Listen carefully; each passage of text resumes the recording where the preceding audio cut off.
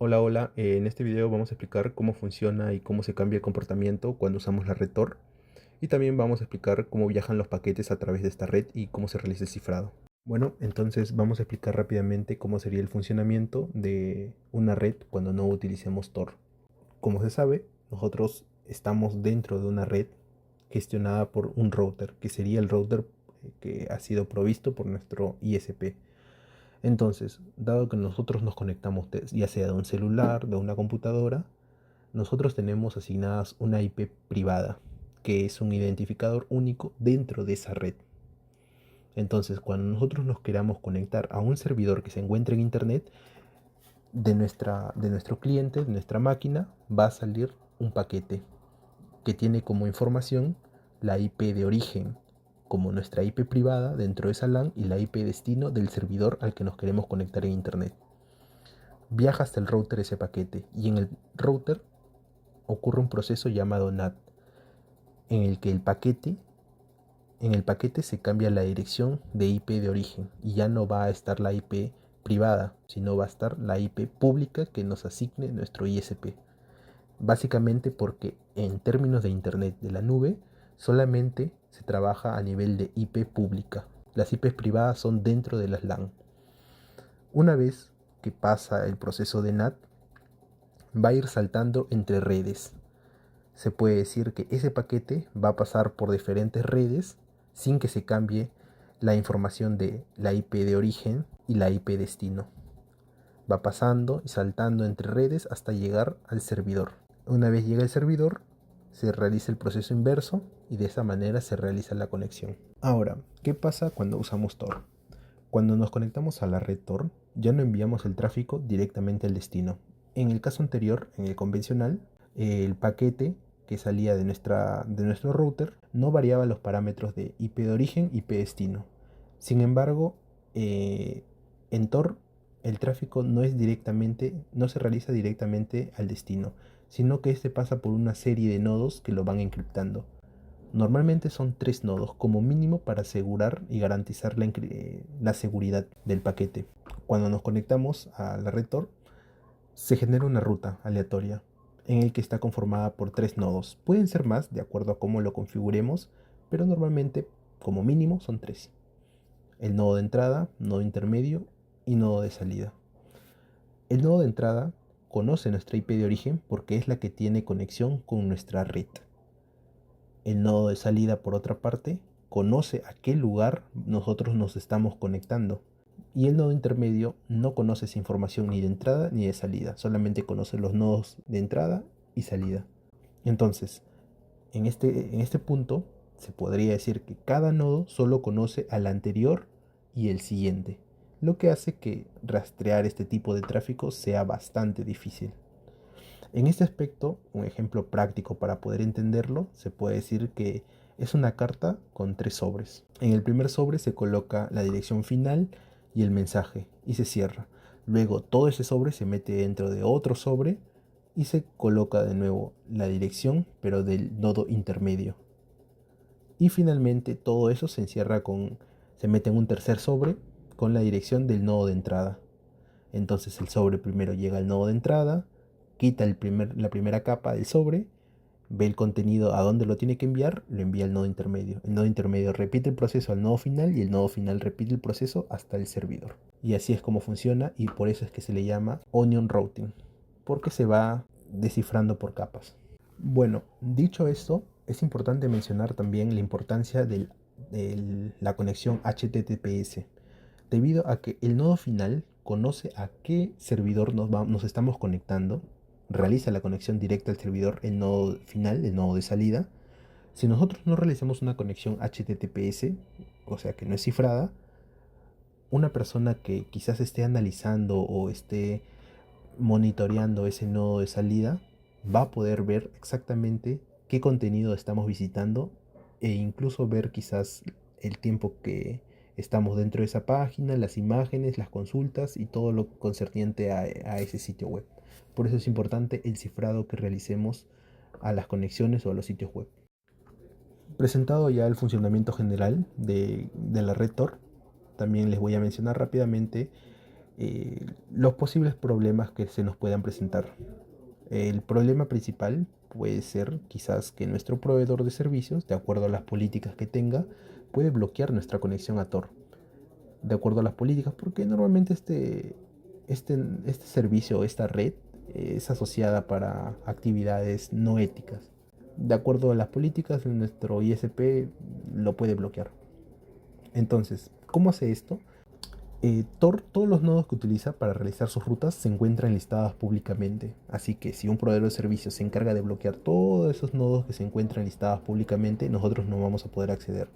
Para ello se genera un método alternativo que se llama bridge, que el bridge es la obtención de un nodo privado aleatoriamente de un pool de un montón, que creo que no se conocen la cantidad exacta de nodos que existen. Obtenemos un nodo aleatorio y nos conectamos.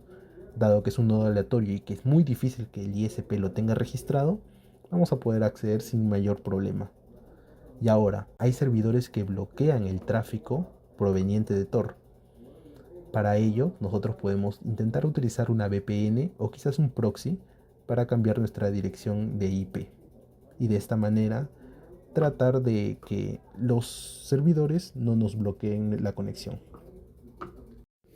Bueno, entonces vamos a pasar a un tema un poco técnico, ya después de haber hablado todo el comportamiento general, de cómo es que se realiza el cifrado, por qué es seguro y por qué cada nodo solamente puede ver o puede descifrar la información respectiva a determinado nodo, y un nodo no puede ver la información que recibe otro nodo, por ejemplo.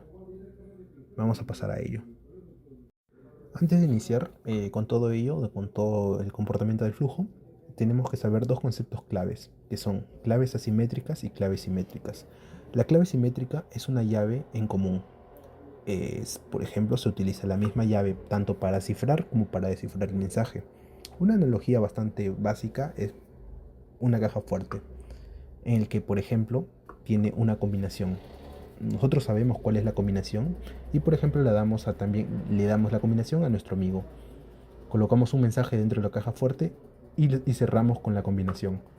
Después enviamos la caja fuerte a nuestro amigo y nuestro amigo, dado que sabe la misma combinación, va a poder abrirlo. Y de esa manera intercambiar los mensajes entre nosotros. Una persona no va a poder saber o abrir la caja fuerte porque no conoce la clave que solamente mi amigo y yo conocemos. Respecto a la clave simétrica, es un tanto diferente, ya que ya no es solo una única llave. Ahora se utilizan dos llaves. Una llave que se le conoce como llave pública, que sirve para cifrar el mensaje, y una llave privada que sirve para descifrarlo. Una clave pública, una llave pública, se puede compartir con cualquier persona. En otras palabras, cualquier persona puede cifrar el mensaje. Pero la llave privada sirve para descifrar ese mensaje. En otras palabras, cualquier persona puede cifrar el mensaje y solamente yo voy a leerla si esas personas lo cifran con mi llave pública. Una analogía bastante simple sería, por ejemplo, un buzón. Todas las personas pueden meter una carta dentro del buzón, pero solamente el dueño, el que tenga la llave de ese buzón, va a poder revisar el contenido de las cartas.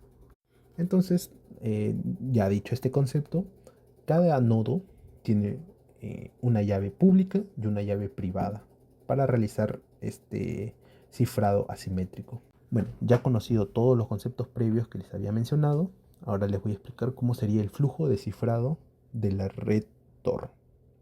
En este caso, cuando nosotros nos conectamos a esta red, se genera aleatoriamente una ruta, un camino de 3 nodos. Entonces nosotros vamos a querer garantizar que nuestro cliente tenga una comunicación únicamente con los nodos que se hayan generado. Para ello necesitamos por cada nodo una llave simétrica, una forma de comunicación única entre mi nodo como cliente y los nodos de entrada, intermedio y salida. Para ello nosotros necesitamos establecer una llave simétrica distinta por cada nodo, para que de esta forma cada nodo solamente pueda retirar la capa correspondiente a ese nodo, de acuerdo a la llave simétrica que tenga. Entonces, ¿cómo establecemos eso? Primero, con el nodo de entrada, le enviamos la llave de sesión con la que vamos a establecer la conexión única. Esa llave de sesión la encriptamos con su llave pública para que solamente ese nodo pueda descifrarla. y el nodo de entrada descifra esa llave de sesión con su llave privada, como les había mencionado. Una vez obtenida la llave simétrica, se establece la conexión y ahora nosotros como cliente Tor vamos a poder enviar los mensajes cifrados y solamente el nodo de entrada va a poder descifrarlos rápidamente. Ahora procedemos a hacer lo mismo con el nodo intermedio. Entonces nosotros primero enviamos la clave simétrica que vamos a establecer con el nodo intermedio. Esa clave simétrica lo ciframos con la llave pública del nodo intermedio. Y finalmente, como ya tengo la clave simétrica, la conexión establecida con el nodo inicial, con el nodo de entrada, todo eso lo encapsulamos con la llave simétrica del nodo de entrada. Y ahora cuando le enviemos al nodo intermedio, primero se retira la llave con la llave simétrica del nodo de entrada, luego llega al nodo intermedio. El nodo intermedio lo desencripta mediante su llave pública, con su llave privada, y obtiene la clave de sesión. Con esa clave de sesión ahora ya tenemos una comunicación directa con el nodo de entrada y el nodo intermedio. Repito el procedimiento con el nodo de salida.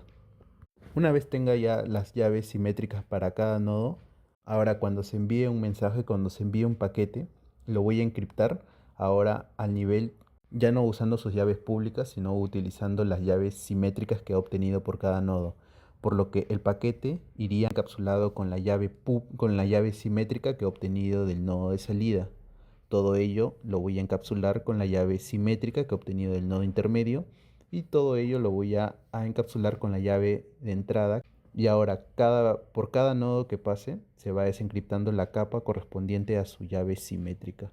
Y de esta manera nos aseguramos de que cada nodo solamente pueda retirar la capa concerniente a la llave simétrica que posea, hasta llegar al servidor o al sitio al que nosotros nos dirijamos. De este modo se garantiza que cada nodo no puede ver el contenido completo del mensaje, solo su parte correspondiente. Y más o menos ese es un concepto bastante más detallado de por qué se le llama encriptado de cebolla. Y bueno, esto sería todo para esta parte. Más adelante voy a ir haciendo otros videos, por ejemplo, también para los de ataque de correlación, que sería la parte 2, porque bueno, algunos piensan que cambiando la ruta constantemente es más seguro y no es así. Lo ideal sería siempre mantener cada cierto tiempo el nodo inicial.